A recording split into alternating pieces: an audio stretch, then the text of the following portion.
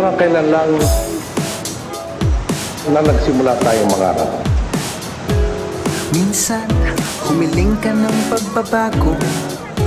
Isang dambuhalang hakbang tungo sa mas moderno, mas kapaki-pakinabang at mas matatag na sektor ng pagsasaka. Nangarap ng tuwid na daan, walang di kaya ang isang bayanihan. Sinisiguro po nating maabot ang kaunlaran sa mas nakakarami.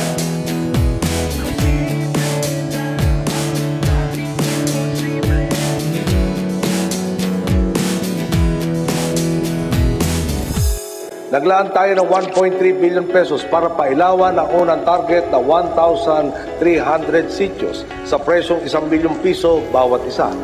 Nang matapos sila, ang napailawan sa inilaan nating pondo 1,520 sitios at gumastos lamang sila ng 814 billion pesos.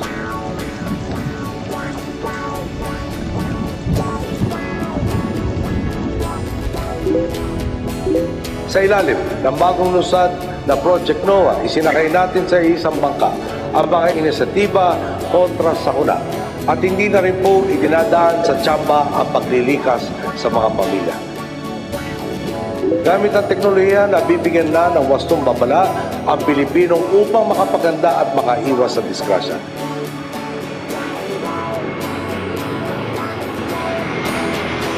Sumabit man ang bagyo, ika'y itatayo. Lumabo man ang sakit, pwede kang kumapit. Umakit, dumami na gusto ang dumayo. Tumaba ang lupa na inaararo. Ang bata dapat may maupuan sa klase. Ngingiti ang alay kumakayot sa kalye. Asahang kasama ka sa plano sapagkat ang laban ng isa ay ang laban ng lahat.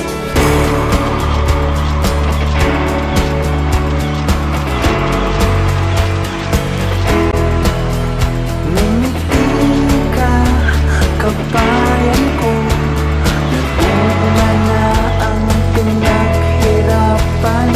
Ang mundo'y namamangha sa'yo. Walang di kaya ang isang bayanihan. Sa tulong ng TESDA, ganito na rin po ang inalalatag nating option sa mga Pilipino. Maaari kayong magdesisyon na magtapos ng kolehiyo at magtrabaho o kaya naman ay dumiretso na sa pagpapaunlad ng kakayahan sa iba't ibang bokasyon upang maging puhunan sa kaunlaran.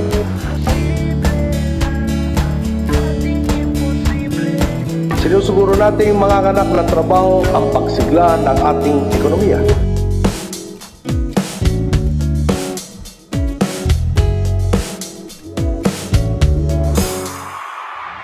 Para kailan lang na nagsimula tayong mangarap.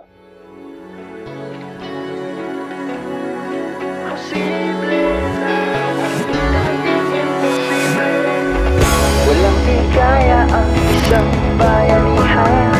Posible na ang dating imposible. Asenso para sa lahat matatamo. Kasama kita sa patuloy na pagtayo. Lahat tayo'y may sona. Ano ang sona mo?